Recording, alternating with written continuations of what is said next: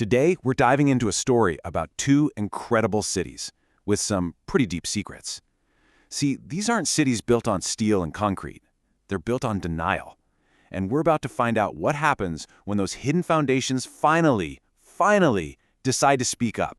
So just think about it for a second. What is it that really holds our world together? We put a lot of trust in the things we can see, right? The stuff that's engineered, that's planned out. But these two stories, they ask a really fascinating question. What if the most critical parts of our world are the very ones we've all agreed to just not see?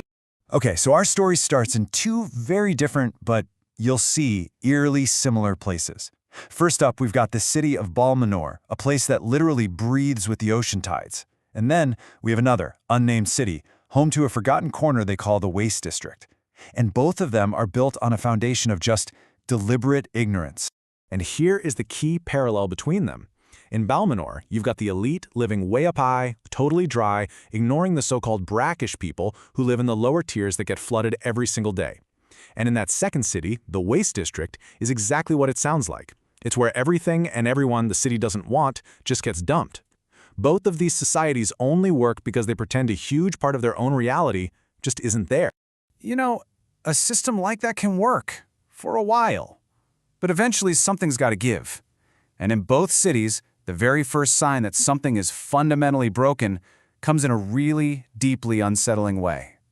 It all starts with a very, very strange death. And this is where things get really weird. Over in Balmenor, a high-ranking official turns up dead, and her body is literally rewriting itself. There are messages spelled out in fungus under her skin. Wild.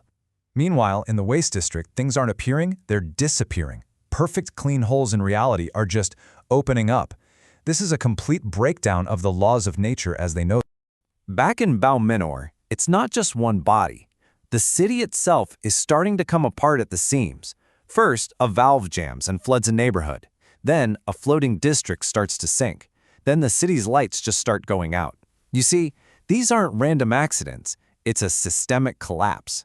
The city's very bones are starting to protest.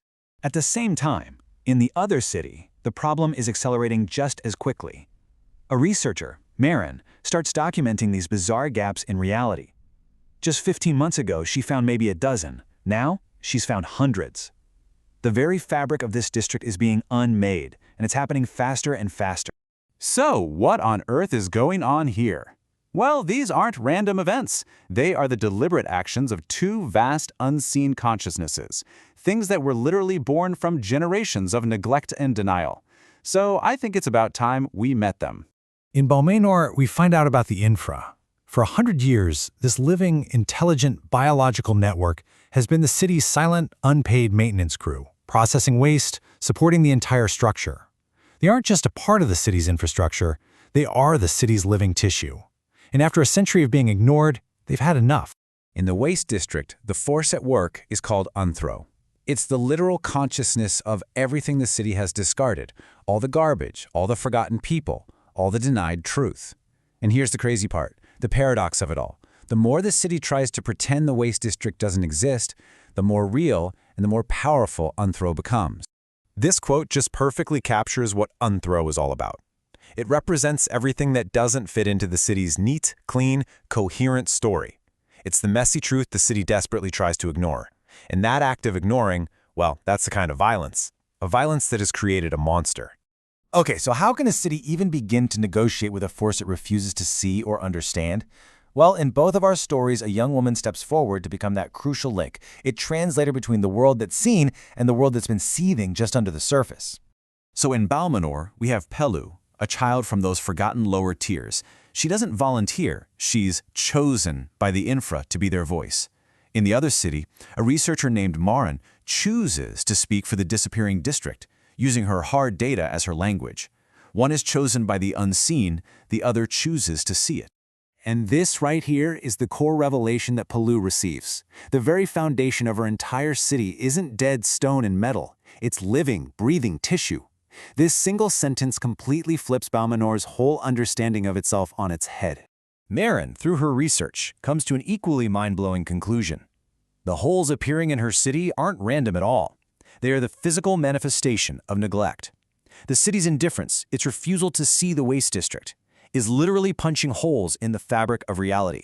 So now we have our two worlds, our two unseen forces, and our two messengers, and this all leads us to the climax, a direct confrontation with the authorities, the very people who have built their power on the act of looking away. And both of these messengers take the fight right to the halls of power. Pellu uses her unique connection to the infra to actually compete for a seat on the ruling council.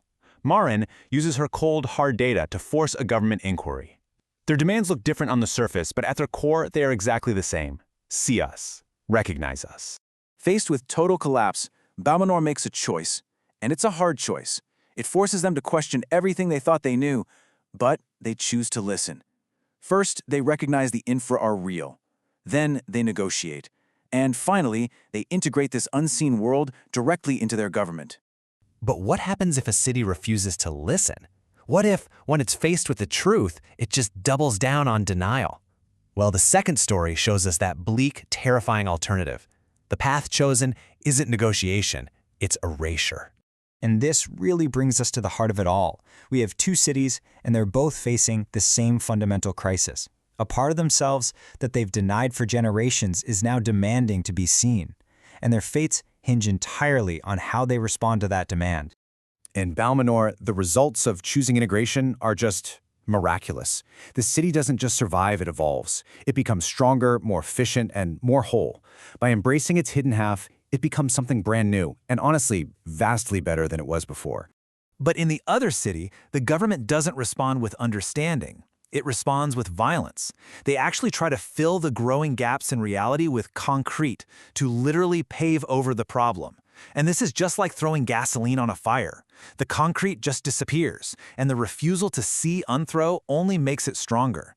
The city's collapse speeds up, heading towards total erasure. This final quote from Balmenor's new integrated government just says it all. The work of building a better world, it's not a destination.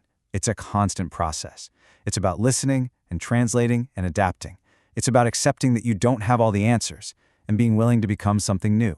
And all of this leaves us with a final, really critical question to think about. I mean, sure, these stories are fantasy, but the central idea is very, very real. So what are the inconvenient truths, the forgotten people, the hidden foundations in our own world that we choose to ignore? And as these two tales so brilliantly show us, what is the ultimate cost of looking away?